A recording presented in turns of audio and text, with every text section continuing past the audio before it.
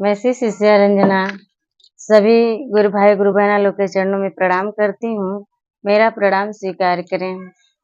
हे दीदी, हे भैया लोग, मैं एक सी चर्चा कथा और भजन करने जा रही हूँ। जाने अनजाने में ज्ञानता में अगर मुझसे कोई भूल हो जाए तो क्षमा कीजिएगा। मैं हिंदी में ही बोलती हूँ ज्यादा, तो भोजपुरी मुझे उतना आता नहीं। एक गुरु बहना रहली तो शिव के अपन गुरु बनौले रहनी, और उनकर माँ बाप ये दुनिया में ना रहने। एक भाई एक बहन ही रहने। तो भाई का तो शादी विवाह हो गई रहे, लेकिन बहन का शादी विवाह ना भइल रहे। तो उस शिव के अपन गुरु बनौले रहनी, शिव के अपन गुरु मानत रहनी। तो भौजाई जो रहे कि लड़की रोज शिव चर्चा में चल जाए, अपन काम धंधा करके शिव चर्चा में चल जाए। तो उनकर भाभी रहे, उनकर भैया जब आवे काम पर से तो पहले बहनिए के पूछे। भाई कोई भी घर में सियान लड़की रहे तो पहले लड़की के सब पूछेला। तो उनकर भैया जब आवे तो बहनिए के अपने पूछे। तो जो उनकर भौजाई रहनी तो रोज एक में कैस लगावे कि यहाँ घूमे गईली वहां घूमे गईली, लेकिन ये बेचारी तो शिव चर्चा में जात रहली। तो एक दिन का भैल कि भौजाई उनकर कहनी कि इनकर शादी विवाह कर दा, ये अपने घरे चल जाए। आज हम मानव ना, कैसहू करके इनकर शादी तू कर दा, चाहे लंगड़ा लूला कोढ़ी कैसनो भी मिल जाए, इनकर शादी तू कर दा। तो हे दीदी भैया लोग, अब भैया निकलना लड़का खोजे, कहीं लड़का मिलल ना। एक कोढ़ी रहे, वो नदी के किनारे बैठ के भीख मांगत रहे। तो कोढ़िया से कहना कि हमरे बहन से विवाह करवा। कोढ़िया कहला कि हम तो अकेले अपने ही पेट ना पाल पाइला, तो तोहार बहन के पेट कहाँ से पालब। तो कहला कि हम कुछ ना जानती। उनकर भैया कहना कि हम कुछ ना जानती, हमरे बहन से शादी करे ही के पड़ी। तो घर लिया के आई ना, और शादी दोनों जाने के भइल। अब जो कि लड़की के जब विदाई होत रहे, तो का कहत है कि लड़की रोवत है विदाई के समय। कैसे रोवत है कि माई मोरी रहती त झापी झोला सजती हो, झापी झोला सजती हो। भौजी साजेली बेलवा पाती हो रा, हे रमा हो।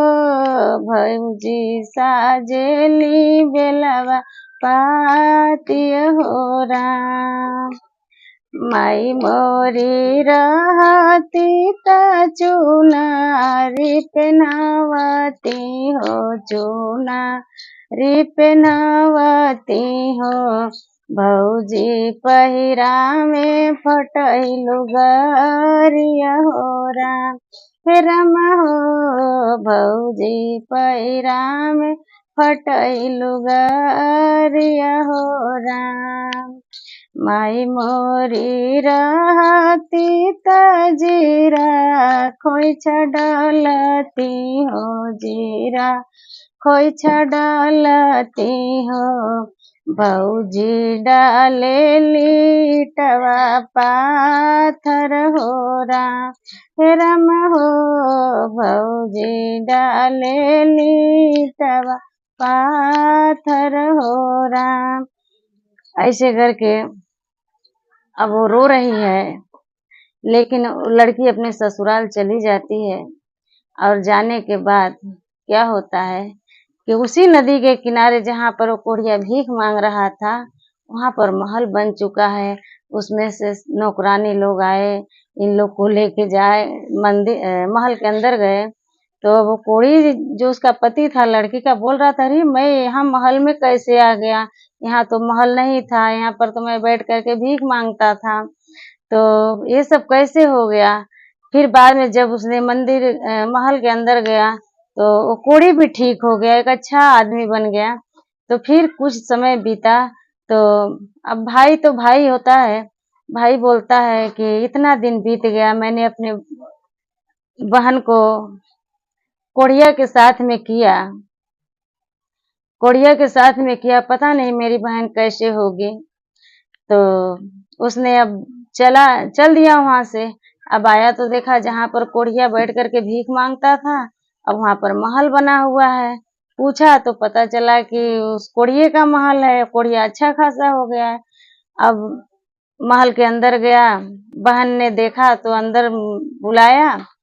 तो अब भाई कुछ दिन वहां रहा।